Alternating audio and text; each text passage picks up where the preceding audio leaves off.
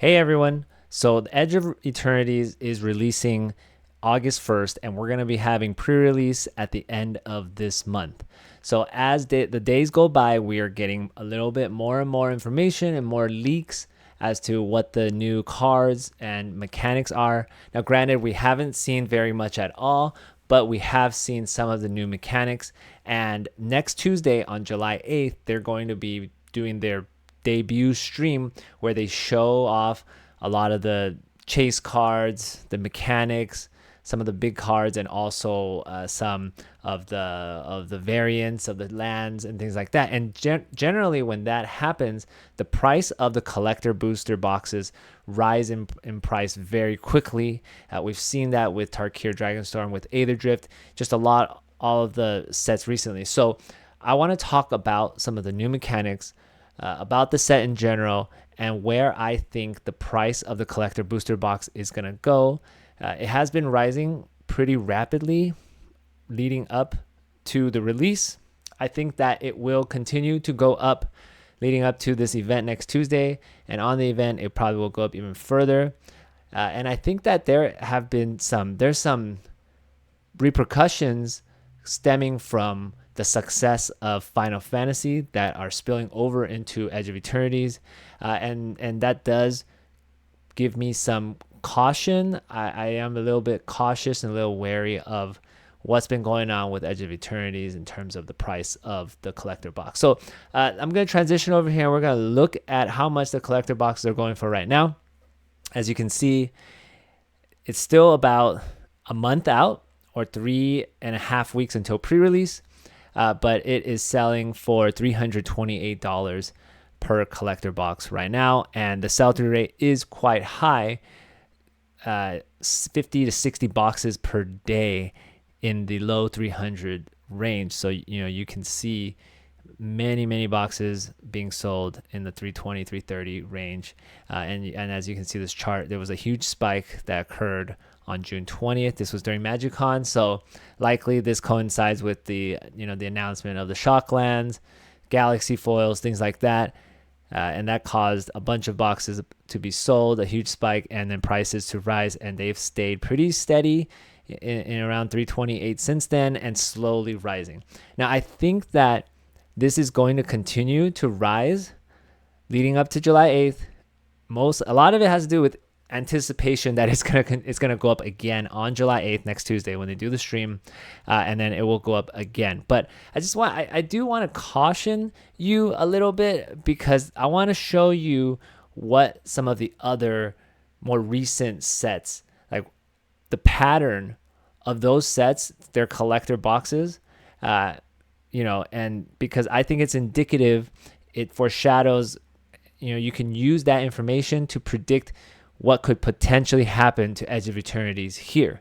Now, of course, we have no idea, right? They could surprise us all with really beautiful, incredible cards, or it could be really bad. We just don't know, but the hype is still going to be there. And I think the hype is even more so now than it was for the previous sets like Tarragon Dragonstorm and Aether Drift, which is the two comparators I'm going to show. So let's go look at Aether Drift. Okay, so Aether Drift came out, the release date was Valentine's Day, February 14th. Now, if you look at what happened to the price of the Aether Drift collector boxes leading up to the release, it shot up like crazy, just like Edge of Eternities is doing now. So release date was February 14th, 2/14. And as you can see, about a month before the release, around January 14th or so, the boxes were selling for around $255 a box. And it went all the way up until about the week of January 20th to January 26th, which is about 2 to 3 weeks before the release. And it hit a high of around $284 per box. Now, what happened to Aether Drift boxes after release? Well, even before release, a week before release, it started to come down. And on release, it was around 233, and it hasn't stopped dropping since, and it is right now sitting at about 185, 187. It has had a really small recovery, but the set's been out for almost 5 months now, and it is sitting below. Like, this has got to be close to the distributor pricing. So it's, if you know anything about Aether Drift, the set didn't really do very well. People didn't like a lot of things about it. Hat set, all that stuff. None of the cards are really used in much of any competitive decks at all, or even Commander. Of course, their stock up, probably one of the best uncommons ever made. But other than that, not too much going on for Aether Drift. Now let's look at Innistra Remastered. So Innistra Remastered is not a standard set, obviously, and it released January 24th, so about 3 weeks before Aether Drift. But I just want to show this just to show, once again, the collector box price and the history, the movement of the collector boxes, and how it kind of parallels everything else. And it is what I expect to happen with Edge of Eternities here. So again, release date January 24th. So prior to January 24th, Innistra Remastered was rising pretty rapidly. January 24th, and it hit a high. Actually, it hit a high like the week after or the week of release at around $343 per box. And ever since release, it once again, just like Aether Drift, has not stopped going down, and it is currently sitting at about $250 per box. There is a serialized card in this set. It's the serialized Edgar Markov. Aether Drift also has a serialized card, which is the serialized Aether Spark. And so even with those serialized cards, it is not helping the price of the set. All right, moving on to Tarragon Dragonstorm. Tarragon Dragonstorm, very popular set, did really well, right? And it is much, the price that it's sitting at right now, $315, $330 with shipping, is pretty good, and it's a lot higher than what the distributor pricing is. And if you look at the chart, Tarragon Dragonstorm doing pretty good. But once again, leading up to the release of Tarragon Dragonstorm, which released on April 11th, prices shot up, right? So 1 month before April 11th, before the release, we have prices starting to go up rather quickly at about $257. It continues to go up all the way up until release on April 11th, hitting a high of about $387. And then about a week after the release, starts to go down from there. So it from a high of about $387 on release, hits a low of about $315. And then it's kind of just gone up just a little bit from there. But once again, hype leading up to this release, and then right at and after release, it comes back down. So the other two sets, Aether Drift and Innistra Remastered, came crashing down very rapidly and very hard, as you can see here, and never really recovered yet.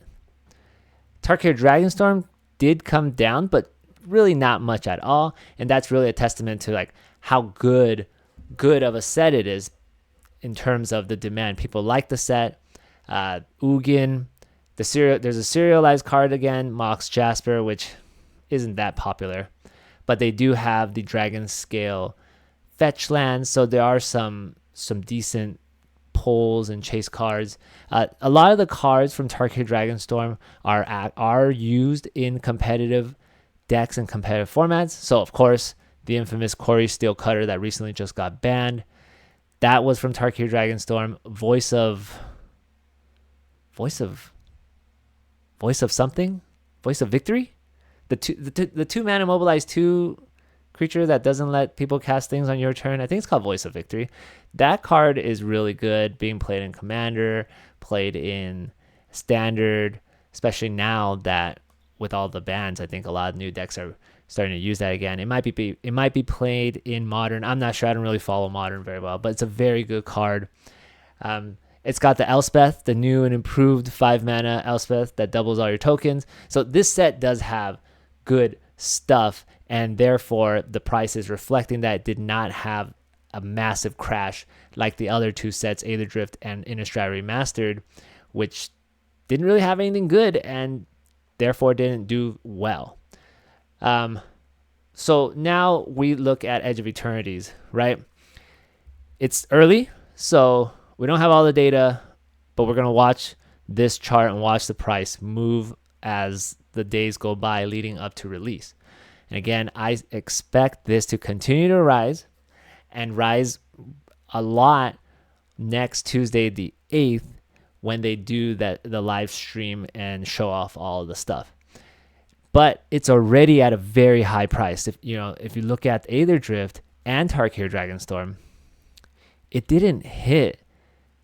So Edge of Eternities is like at 320. Tarragon Dragonstorm did hit 320 around 320 around March 17, March 23rd.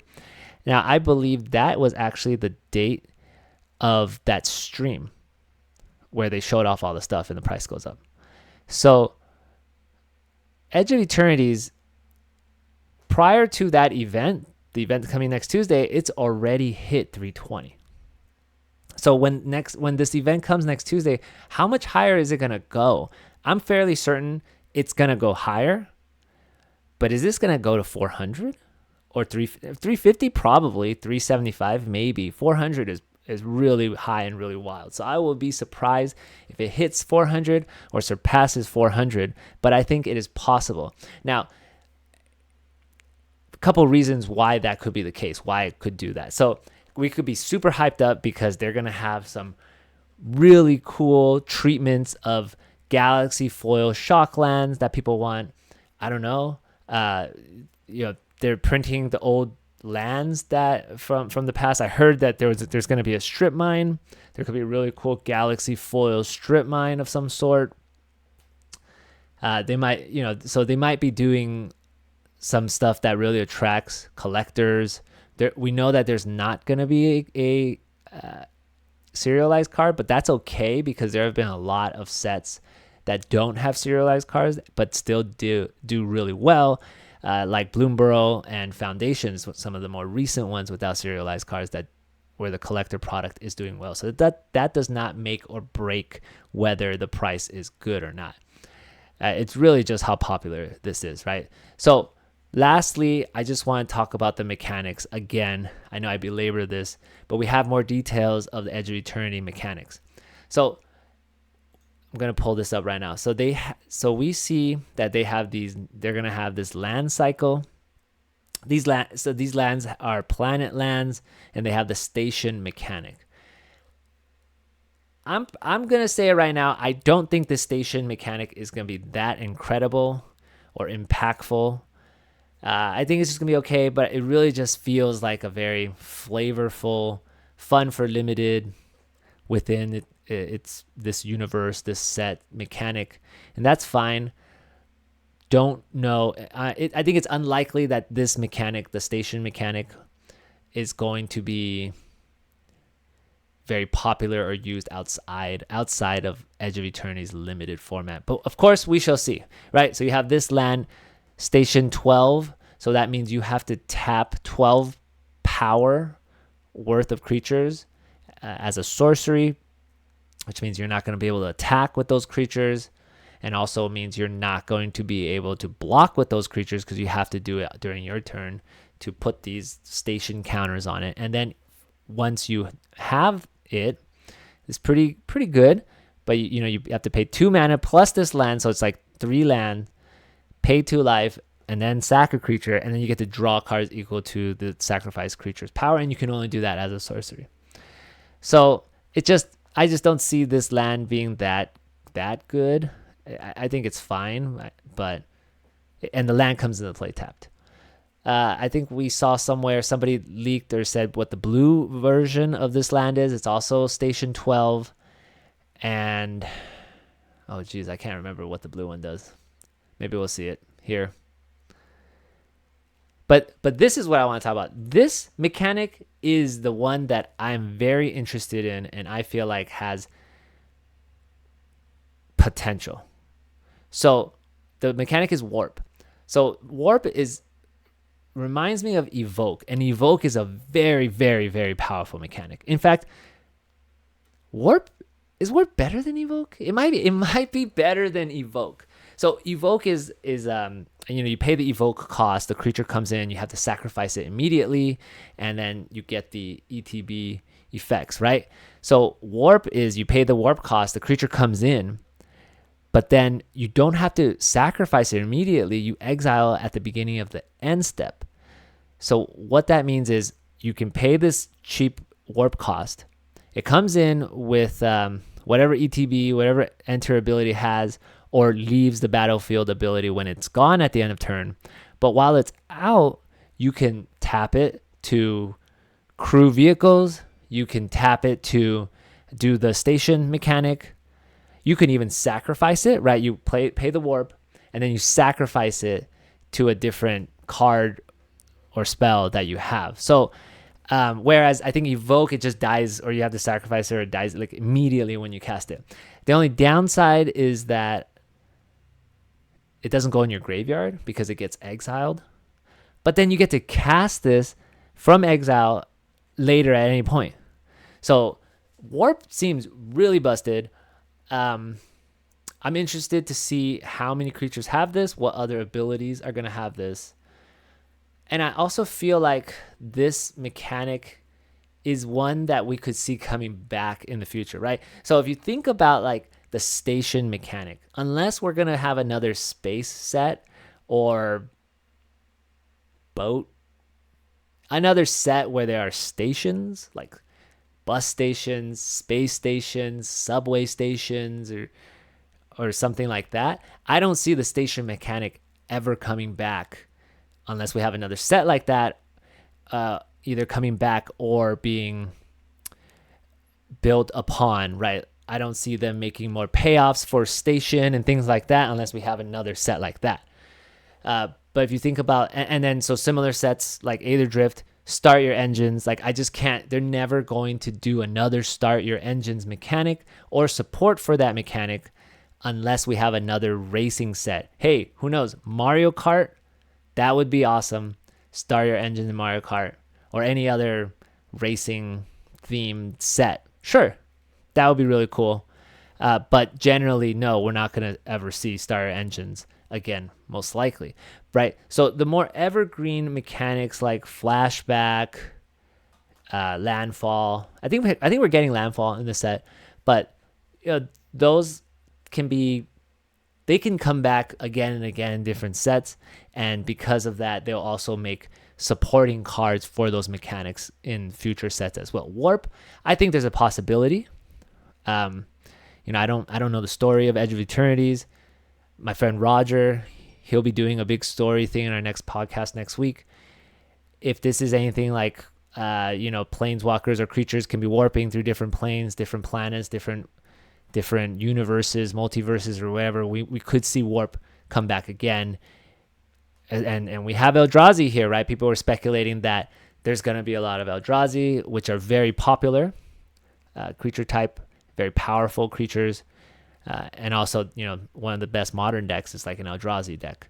So it's to be seen how much Eldrazi support we get in Edge of Eternities. If we do get a lot, that could pump this set. And also slivers. We are going to see slivers. Same with Eldrazi, depending on what types of slivers and things like how many slivers. The set could be pumped as well. And we might be getting some type of whatever they're called, special guest, right, in the collector booster, and it could be like Sliver Queen. I don't know if that's on the reserve list, but some big sliver commander-ish card or big sliver lord. Same with Eldrazi. That could also pump the set, and especially if it's in this really cool galaxy foil treatment with special borderless art without the symbol and things like that. So that could pump the set. Warp seems like an ability that could really make this set good, right? Tarkir Dragonstorm had Harmonize, which is a version of Flashback, and Flashback is very powerful. Warp seems like a version of Evoke, and Evoke is very, very powerful. So because of that, I think there's potential there. And then they leaked some of these cards here. Nothing really stands out too much from this. There's going to be a new type of token, kind of like a clue token or a map token, and they're calling it what kind of token is this? Lander token. So it's an artifact token, and then you can pay 2 mana, tap it, sacrifice it, and search your library, I think, for like a basic land and put it into play tapped. Is that? I believe that is what it does. I think it's in a different photo. Search your library. Yeah, and put it on the battlefield. This is it right here. I think there's another photo with a better picture of this. And then another thing we're going to be seeing is this. We only see this one card, this Virulent Silencer, but it gives poison counters. So are we going to get a bunch of poison counter mechanics in this set as well? People really like that. Oh, here's the Lander token. Search your library for a basic land card, put it onto the battlefield tapped, then shuffle. That's seems pretty good. Just more different tokens, more things, more ways to not get land screwed. So I like that. So anyway, all I'm saying is, to conclude, Edge of Eternities has potential. I'm wary of the hype of the situation we're in that Final Fantasy has created. And I'm just wary that